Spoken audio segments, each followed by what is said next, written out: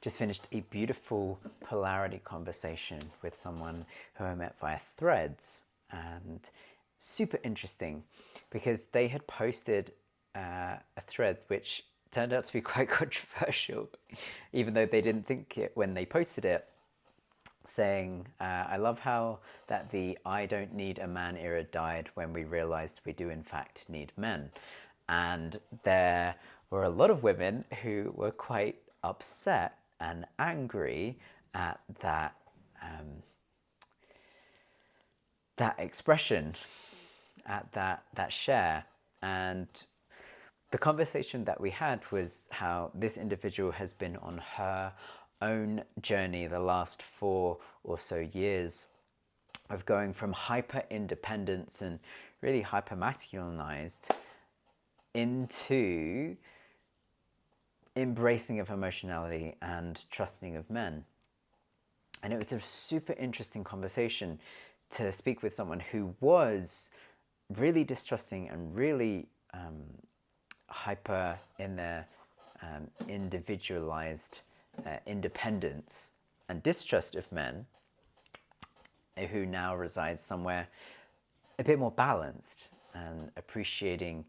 that you can have the healthy masculine and the healthy feminine. And she said that she'd gone from very unhealthy masculine into unhealthy feminine, this I don't need men are bad kind of mentality, and now has arrived somewhere in the middle,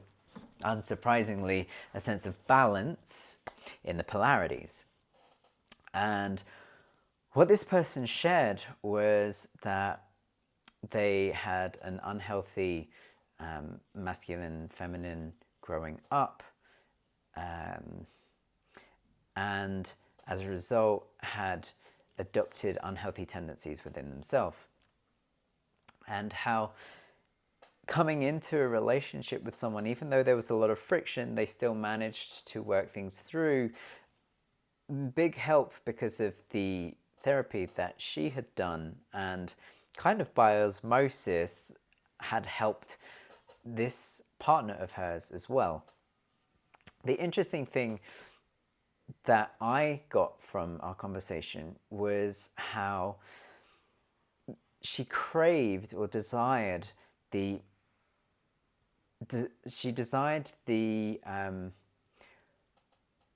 masculine to be able to hold her full range of feminine emotionality, of expression of emotion, and feeling that she hasn't encountered a man where she feels safe to be able to give her full expression 100%. And when I asked, what is it you need to feel safe, she expressed, to be able to fully express myself and know that that's okay. The imagery that came to mind was a little girl giving or throwing a tantrum, and a man not trying to control it or to make it better, but just to be present with it and let her know that it's okay. And what seems to be happening is that women will, or her experience, I'll just keep it to her, she'll express her emotionality and the man be unable to hold that because of the lack of, let's say, emotional intelligence, but lack of capacity to hold emotion within himself and then also outside of himself, which then, because he's unable to hold it, drops her into feeling unsafe. And there's kind of this battle of not battle, I don't want to use that imagery, that's actually something that came up, that the masculine verbiage seems to be one around battle and fighting and coming to combat with their masculinity, and the feminine equivalent of that being this capacity to hold deeply. And that seems to be a difference between the two. And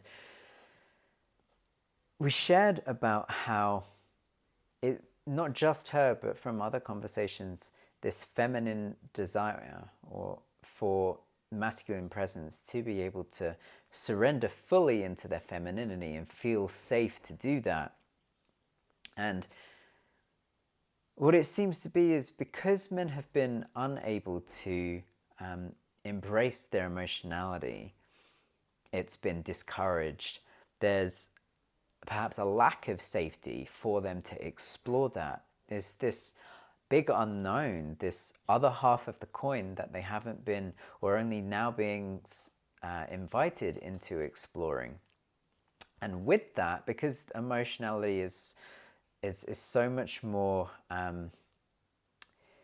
it's a more volatile expression of consciousness than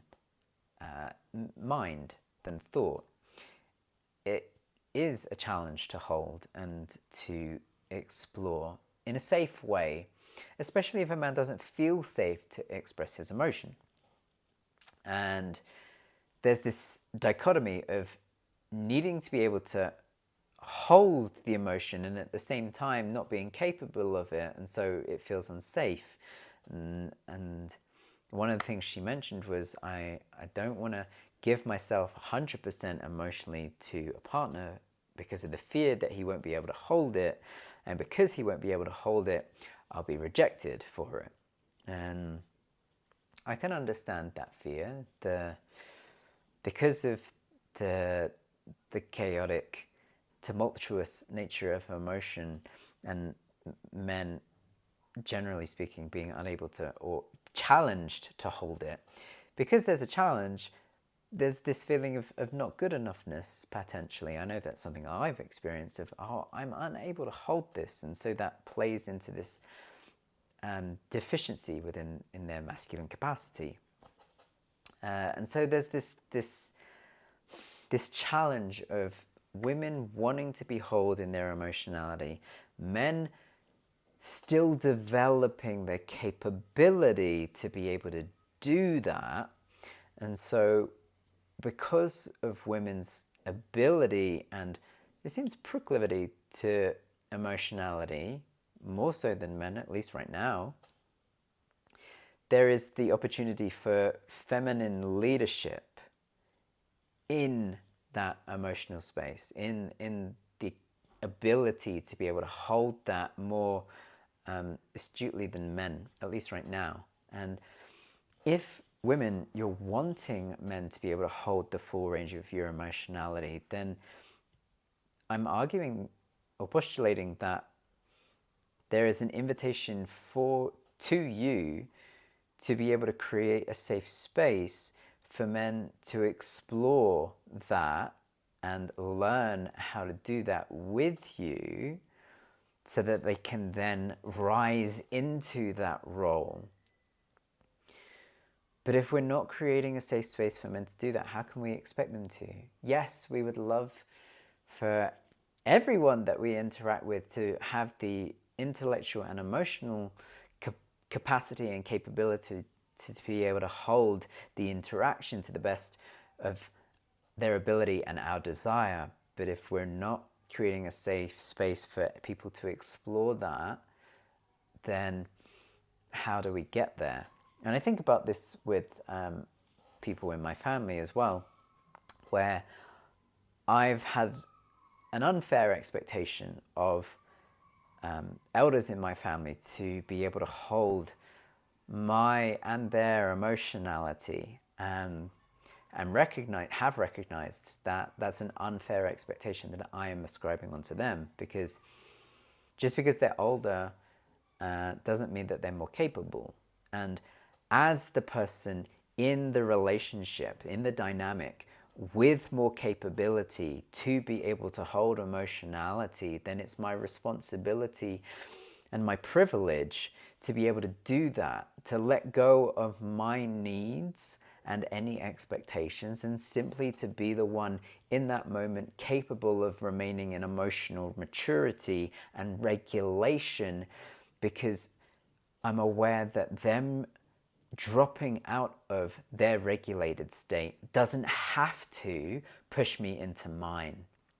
That I am sovereign and capable enough of holding my own emotionality, that I do not need them to be responsible for my emotional response. And in doing so, I get to encourage them back into a space of emotional regulation and maturity, to know that it's safe to go on that journey where we can explore emotionality and everything be okay. That's not easy to do.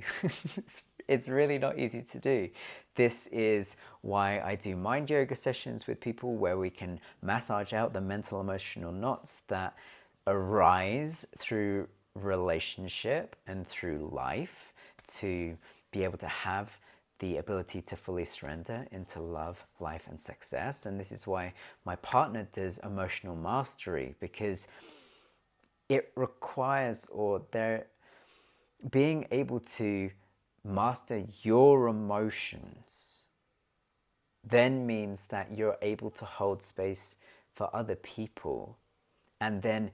invite them to level up their capability and capacity to hold emotionality within themselves and outside of themselves. But what it requires is someone who's willing to go on that journey of sovereignty and self-emotional mastery, to be able to do it with and for other people. And that's kind of where we land, that finding that balance within oneself then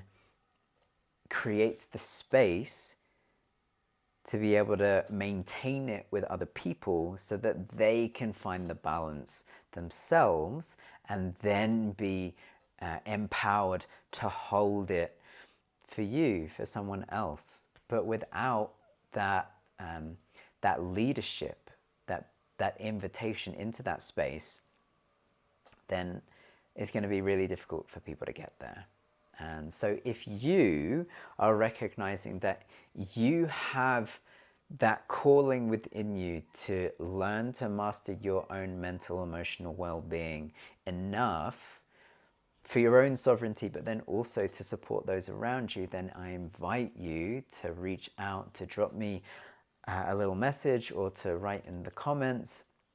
and we can start to empower you to be able to have that mental emotional mastery, so that you can nurture the relationships that you're in.